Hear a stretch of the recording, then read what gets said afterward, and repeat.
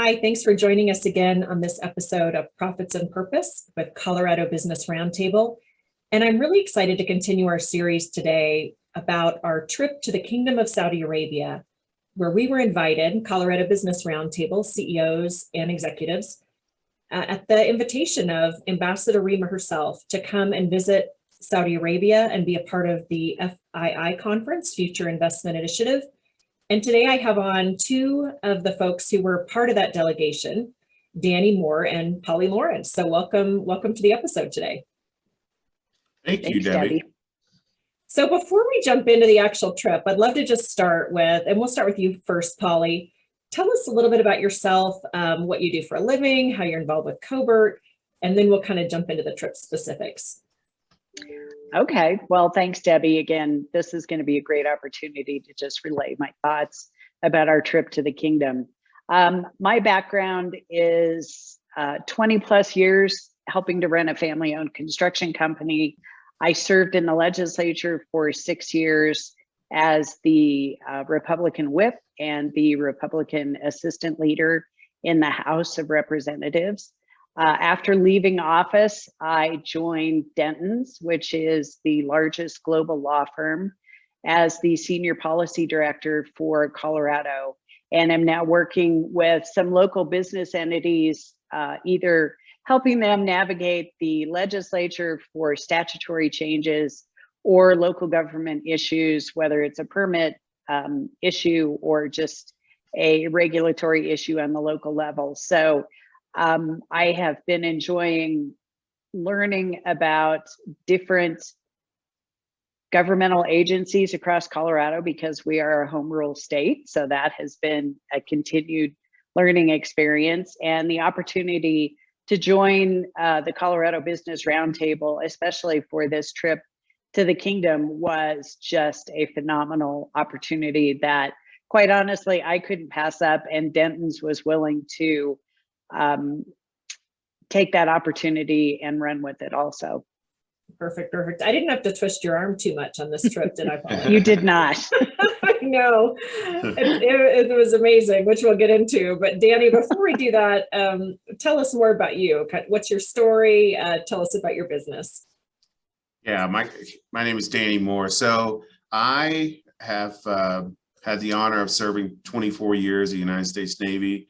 I retired from the Navy as a Navy Master Chief, the highest enlisted rank in the service. That 24 years was some of the most formative years of my entire life and really set me on course to do the things I'm doing today at Aerospace and Defense. So when I retired from the Navy, I did some work as a contractor, but eventually started my own company, DeNOVO Solutions. And DeNOVO Solutions is an aerospace and defense company that operates right here in Aurora, Colorado. I've been a member of the board of directors for COBRT for the last year, and I'm honored to now be a part of the executive council for that same board, so thank you. I think my biggest takeaway was this trip was life-changing. It created such a great opportunity for us to see the kingdom in a different light and to meet some very kind people. So thank you, and I'm honored to be here today. Perfect. Well, let's just jump in. I think when I first told my family that I was going to Saudi Arabia, I think, it was met with skepticism, with a little bit of shock. Why would you be going to Saudi Arabia? It's not necessarily on someone's bucket list for where to do business, where to travel in terms of tourism. What were your reactions initially when I told you that this trip was a potential opportunity for our board members? And Danny, start with you first. I don't know what your experience has been in the Middle East, or what was your first reaction to this trip invitation? So Debbie, I got some of the same reactions that you did. People were a little nervous. They were not sure why I should go over there. As many of you know, I do hold a security clearance, so that was a concern. So that was a lot of the hesitation to begin with, was just that old knowledge about the kingdom. And Polly, how about you? I don't know that you had the same hesitation because you've traveled in the Middle East before when you were in the legislature, but tell us about that. You know, I think there was a little hesitation, partly from my mom, because she had visited the kingdom in the late 70s. The company that my dad worked for was doing some pipeline work in the kingdom. And so her reference was from, what, 50 years ago, which is very different than what it is today.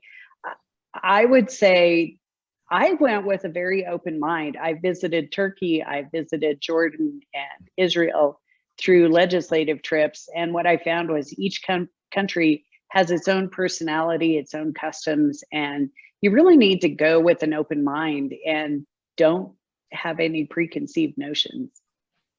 And sticking with you, Polly, what was probably, and I think it's interesting trying to talk about the trip with people who weren't on. Like, all of us have now formed this bond, that only this kind of a trip can create. And it's hard to explain to other people what it was like, or to even share the highlights. But I'm going to ask each of you, and we'll start with Polly first, like, what were the couple highlights for you in terms of the trip, whether it was, some of the historical sites that we saw or important meetings, but what will you carry away as kind of these special moments?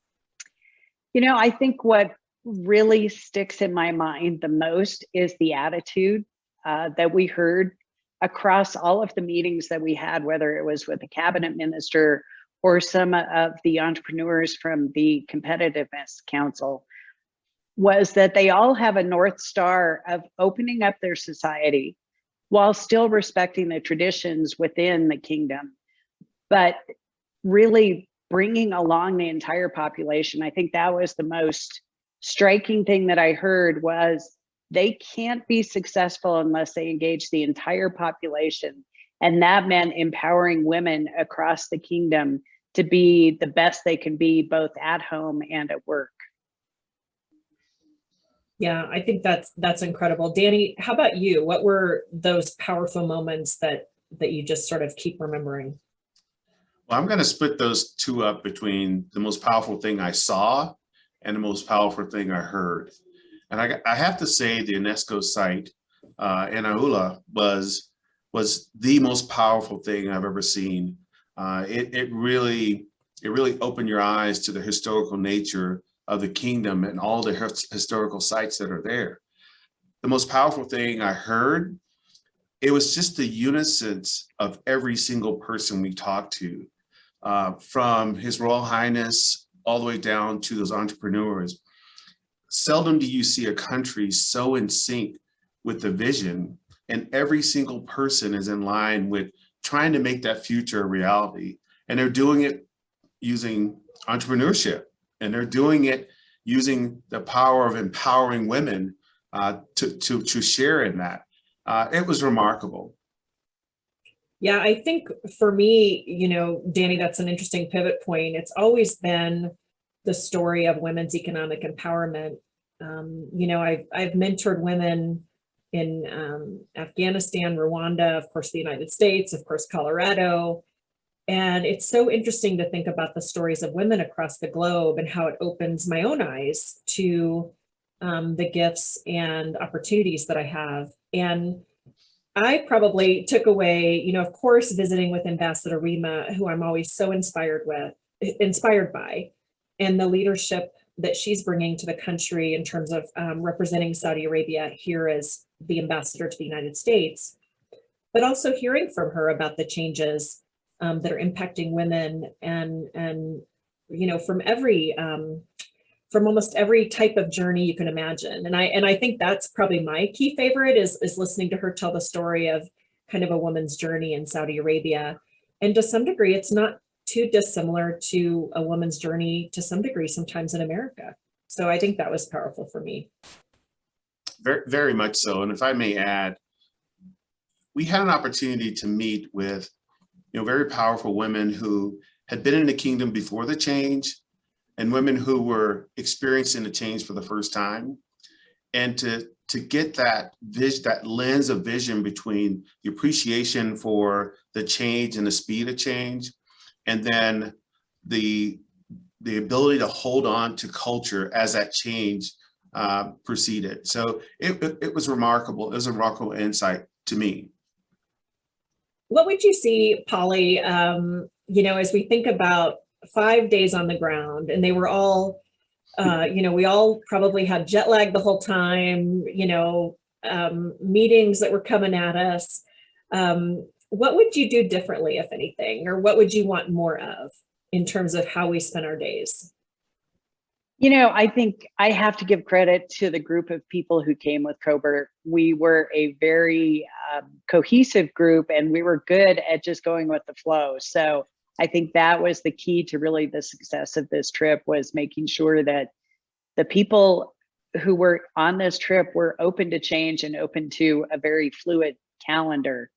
I would say the one thing that I would have appreciated would have been a little bit more background on some of the cabinet ministers that we met with, just to get a better understanding of what each of those cabinets was in charge of.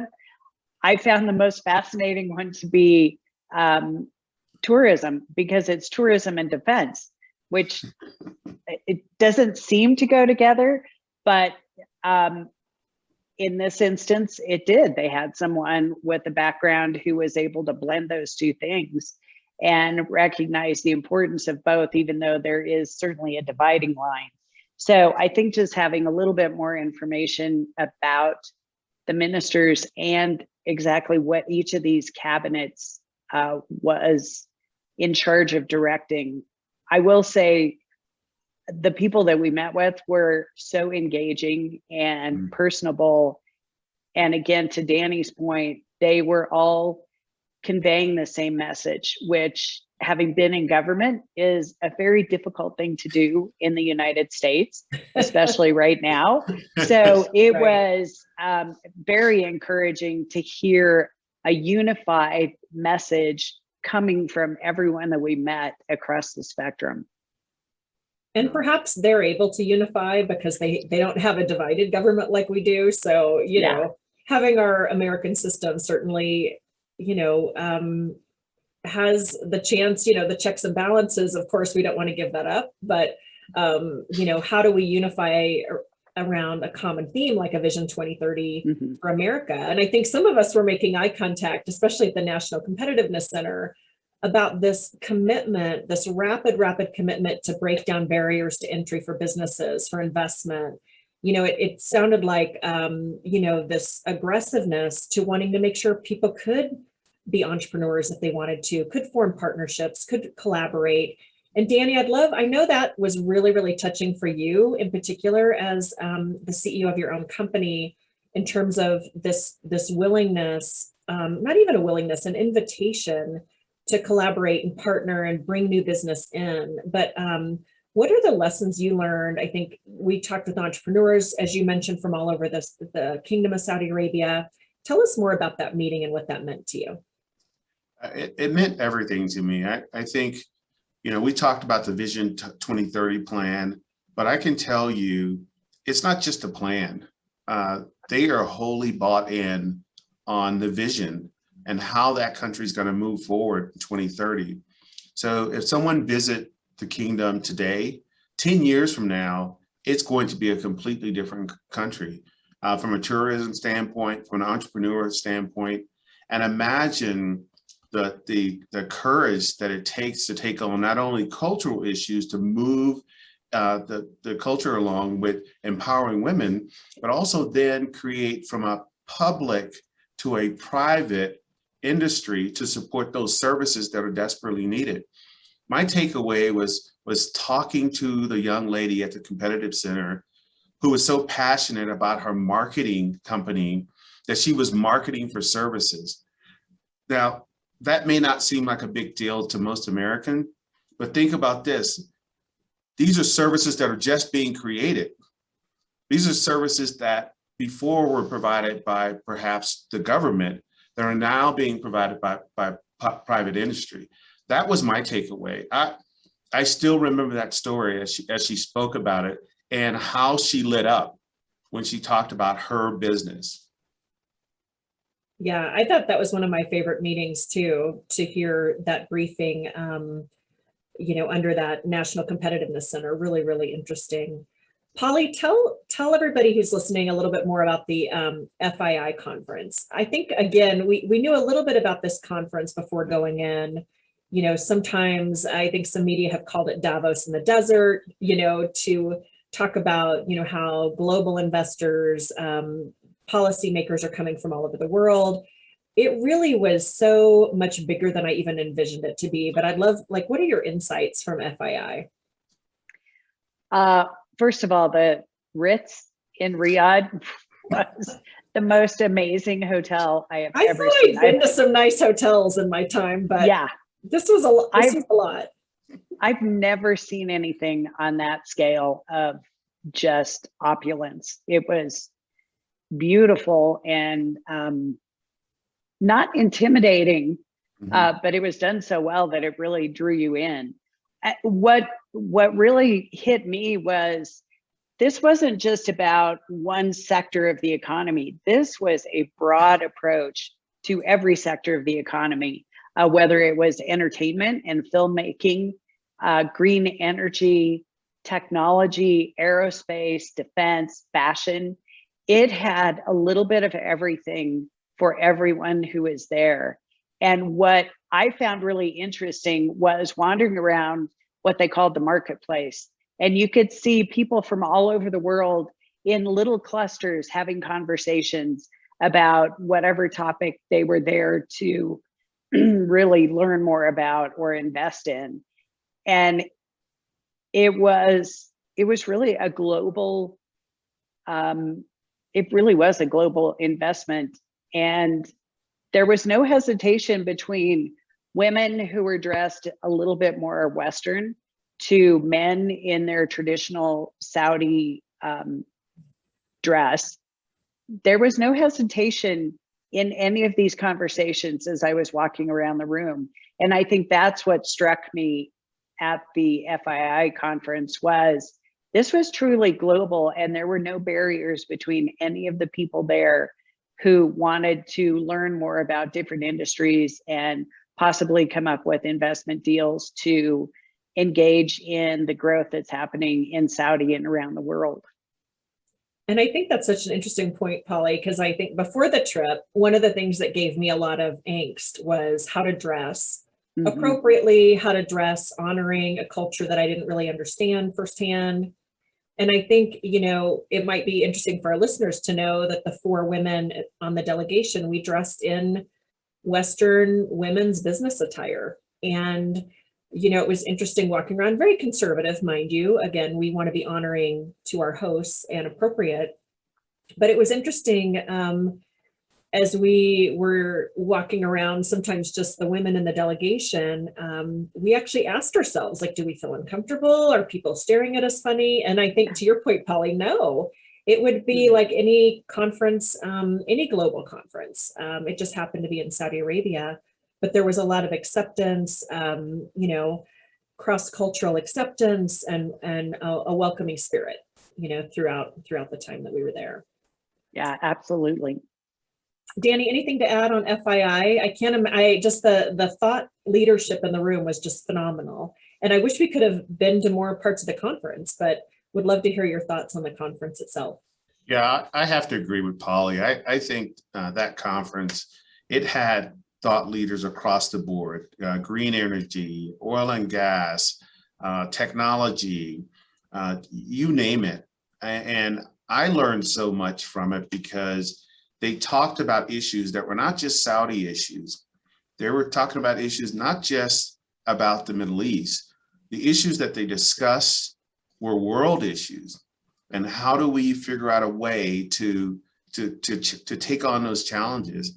And so I thought when I was there, as I listened to people have discussions in the marketplace, it was like any other business conference I've been at where people are engaging both men and women to make deals. And it was really empowering to see. And the thing that struck me was in a 3-year time frame to go from women not having the right to drive to now women engaged in business at that level. It's incredible. You see the speed and velocity of change at FII.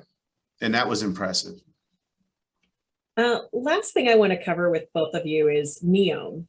I think the couple meetings we've had with executives from NEOM was just really out of this world. To think that you can conceptualize a city from scratch that's not a city. We were told, quit calling it a city. It's really a region the size of Massachusetts. And we had a chance to meet with an executive who's from Colorado.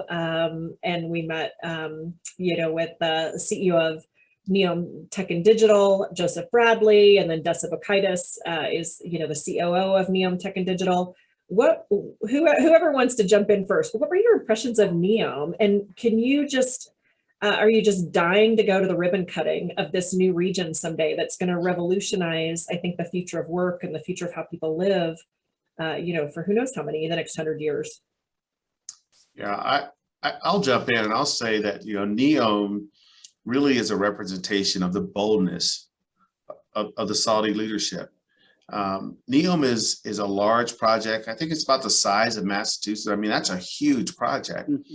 But to build a city from the ground up and put in infrastructure that's going to meet the 22nd century requirements that the nation. And Danny, it's even from like below ground up, right? Like all the stuff all they're laying is like, if you can plan ahead that far in advance, to have it start from scratch. I didn't mean to interrupt you, but yeah, no, it is. And I think that's a great point, to lay a fiber network below the ground, to engage at that level of compute power. It's just incredible. I was blown away by it. And what I loved about what they're doing at NEOM is they're taking the very best of all the technologies from around the world, and they're putting those to work to make society better. And that's, how we consume energy, how we manage our daily lives. That's the project of NEOM. You can't conceptualize NEOM, without actually talking to someone who's been involved in it. It was very impressive. And we'll put the link to NEOM in our podcast and in our video so folks can go see it for themselves, because it's really hard to describe in a short amount of time. It's the metaverse on steroids. How about that? It's pretty good. It's pretty good. Hey, I want to just kind of get last remarks from you both. Big picture. What is, again, like we all had our thoughts and our sort of our preconceived ideas coming into a trip like this. But if there's one big takeaway that you would want Colorado's business community to know, or Colorado policymakers to know, perhaps in terms of what you might have thought about from policy standpoint, what would the one big takeaway be? And Danny, do you want to go first? Yeah, I will go first. My big takeaway is this: the Kingdom of Saudi Arabia acknowledges its past, but it doesn't hold on to it. It holds on to the culture that is created, but it looks forward.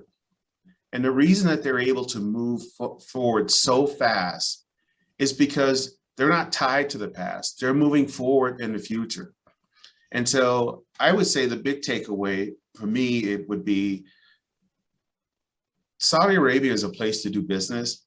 The people there are the kindest people, and I've traveled the world, and I've never seen so much warmth and caring, and it's all legitimate from the people of Saudi Arabia. So I was honored to be there, and I would say to anyone in our community, if you have the opportunity to visit the kingdom, please take that opportunity.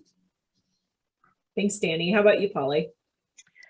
I would echo a lot of Danny's sentiments. I think the people that we met were incredibly warm and friendly, and they want to convey the importance of their culture, the history within Saudi Arabia, the heritage sites that they honor.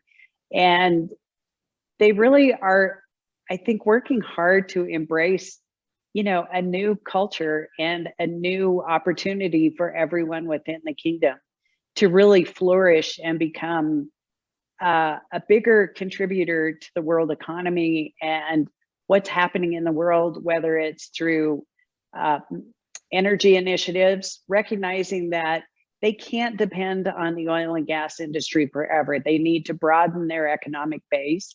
And by doing that, they need to make sure that they engage everyone within the kingdom to encourage their participation and encourage their entrepreneurship. And I think it was just so interesting to see how open the government is to encouraging that entrepreneurial spirit and helping some of these businesses start and then spin them off into private industries.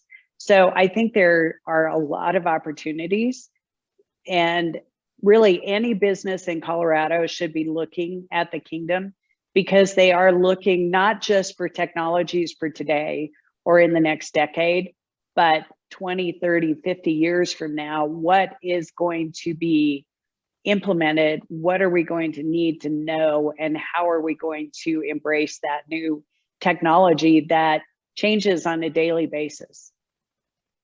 Yeah, really, really well said. I think, you know, if you, Danny, and you, Polly, were interested in contracts for some of your business interests, you could have those nailed down by Christmas, because there was so much interest in collaboration and partnership. So well done. I would just say, you know, just to also weigh in as a member of the delegation, I really appreciated both of what you both said.